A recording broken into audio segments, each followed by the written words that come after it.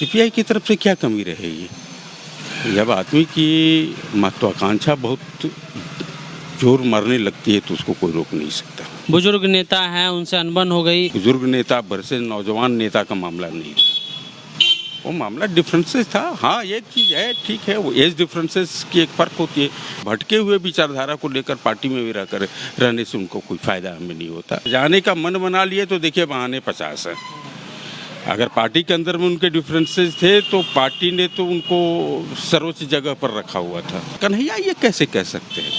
ये और कुछ दूसरे नौजवान कहते तो ज़्यादा बेहतर होता है। कन्हैया को तो पार्टी ने बहुत कम उम्र में, शायद इतने कम उम्र में राष्ट्रीय कार्यकारिणी का सदस्य, हाल के दिनों में मेरे इतिहास में मैं भी AISF का नेशनल प्रेसिडेंट रहा हूँ। सीपीआई ऐसे बहुत सारे थपेड़ों को झेली है। कन्हैया कुमार आए, हमारे छात्र नेता थे, इतिहास ने उनको मौका दिया, पार्टी ने मौका दिया और वो बड़े नेता बन गया।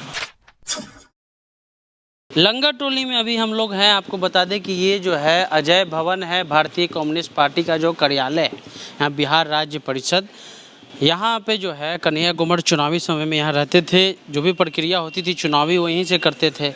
लेकिन आपको पता है कि कन्हैया कुमार जो है अब कांग्रेस में शामिल हो गए हैं। तो हम यहाँ आए हैं और यहाँ जानना चाह रहे हैं, यहाँ जो है क्या नाम हुआ कॉमरेड आपका? रविंद्रनाथ राय। रविंद्रनाथ। कन्हैया कुमार जी कांग्रेस ज्वाइन कर? हाँ, ये पूरी दुनिया को मालूम है, कांग्रेस ज्वाइन कर लिए वो कन्हैया कुमार। वामपंथी विचारधारा से थे?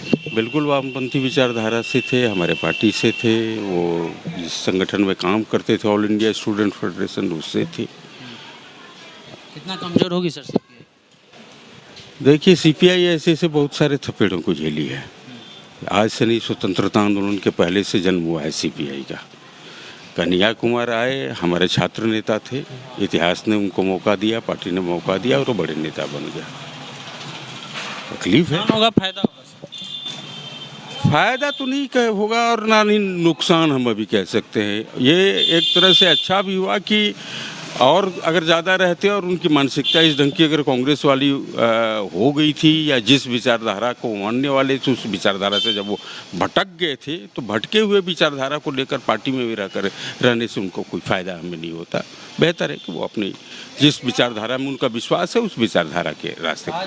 कि लोगों में ये कहना है कि कम्युनिस्ट पार्टी जो बुजुर्ग की पार्टी बन के रह गई है और कन्हैया कुमार का भी राजनीतिक जीवन बहुत बड़ा है, तो इसलिए उन्होंने सोचा कि भाई कांग्रेस सही। देखिए, इसका सॉल्यूशन निकालने गए हैं वो कांग्रेस पार्टी में।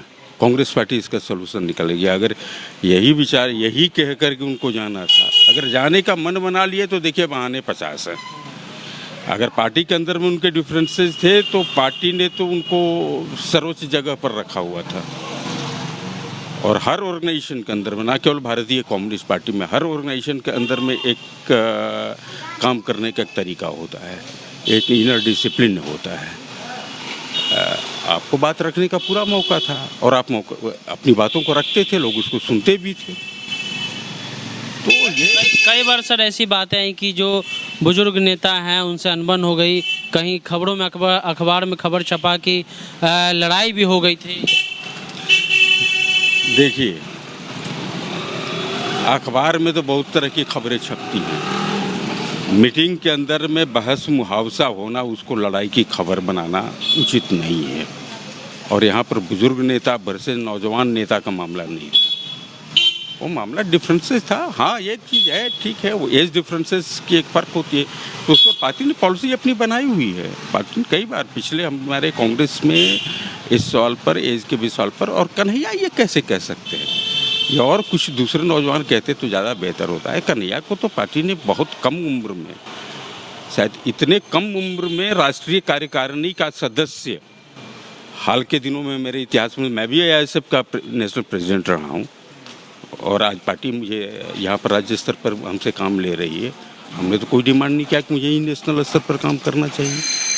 हैं लोग जब तक हैं उसके हिसाब से जब मौका, लेकिन कन्हैया जैसे नौजवानों को तो मौका भरपूर दिया था पार्टी ने, हर स्टेज पर मौका दिया। क्यों छोड़ दिए सर? क्या कमी रह गई सीपीआई की तरफ से? क्या कमी रहेगी?